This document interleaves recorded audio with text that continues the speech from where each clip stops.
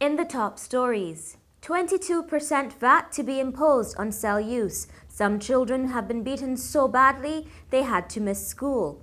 2 Bajans sanctioned by the WICB. Welcome to Nation News for Thursday, November 26, 2015. I am Janelle Ward.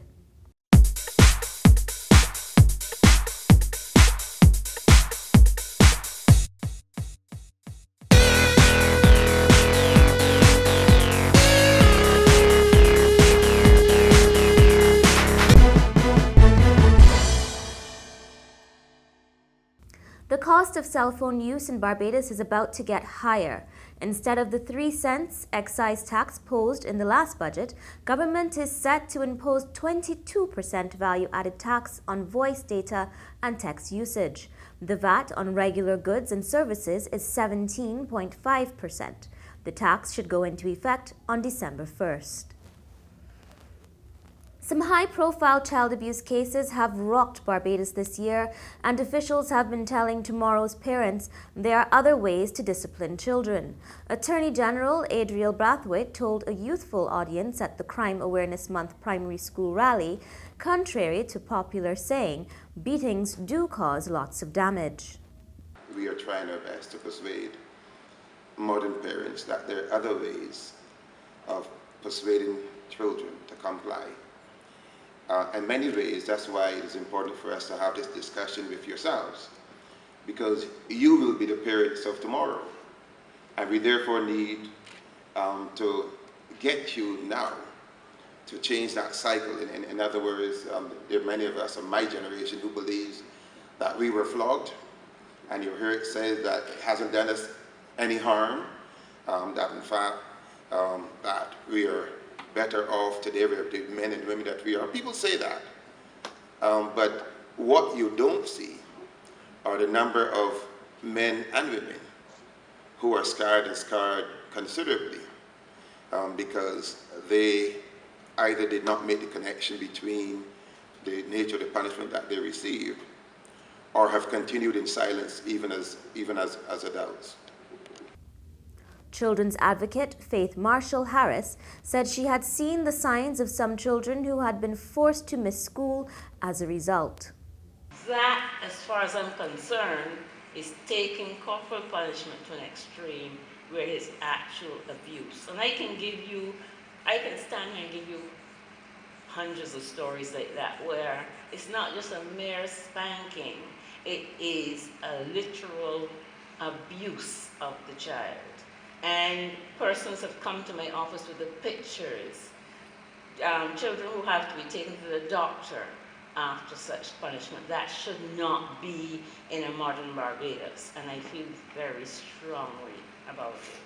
Hostile takeovers are part of doing business, and small businesses, which are already vulnerable to so many other factors, have been warned to put the groundwork in place to protect their interests.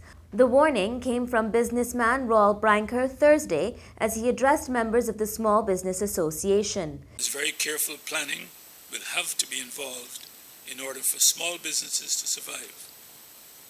The question, therefore, is how will small business compete with big business with unlimited access to capital, political clout, technological efficiencies, vertical and horizontal integration, and specialization, and a whole new bottom line, a bottom line driven by an attitude of hostility and monopoly underpinning.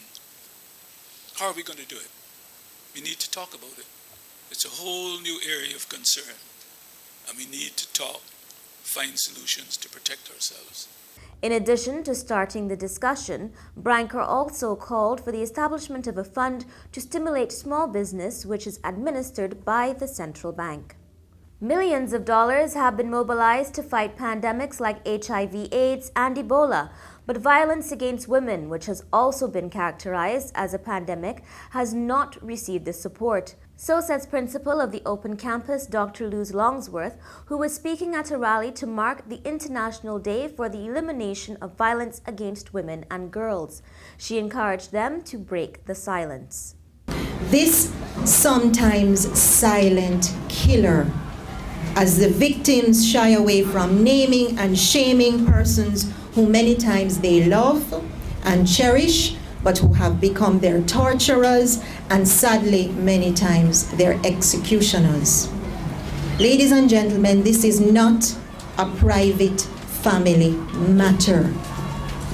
When we see women and children and girls in particular being abused, this is a community matter.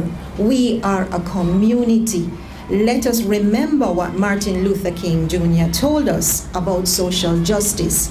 And I quote, "Injustice anywhere is a threat to justice everywhere." She said abuse takes a toll on those who experience it and those who witness it. About 15 primary schools across the various St. Michael constituencies are expected to compete next year in the St. Michael's Battle of the West Independence Quiz. St. Michael Northwest MP Chris Sinclair said it would coincide with the celebration of the 50th anniversary of independence. We're going to go into St. Michael North, we're going to go into St. Michael Northeast, we're going to go into the city of Bridgetown, and we're going to go into St. Michael East and St. Michael Central, and broaden it so that we have at least 10 to 15 schools involved. So you can imagine how big it is going to be a competition. But we think it has grown to that stage, and we've now the staff has kind of mastered the thing now. They really do have it down pat, and so we feel confident. But we feel the 50th anniversary celebration of Barbados, that we should have a competition, and it should focus on Barbados, things Barbadian.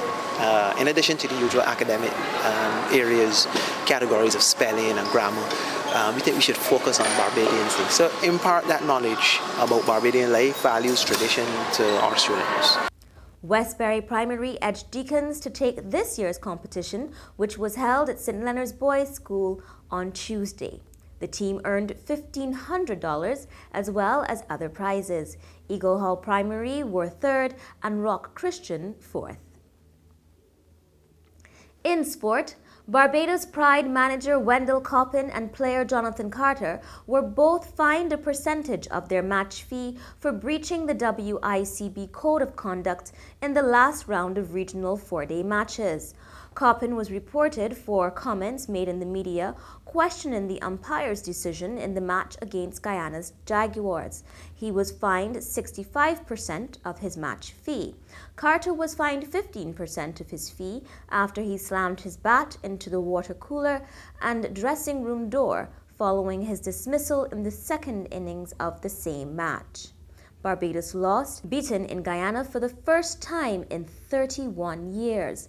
Four other players, two each from Trinidad and Tobago, Red Force, and Leeward Islands Hurricanes, were also sanctioned. In other cricket news, the West Indies team have arrived in Australia for their month-long tour.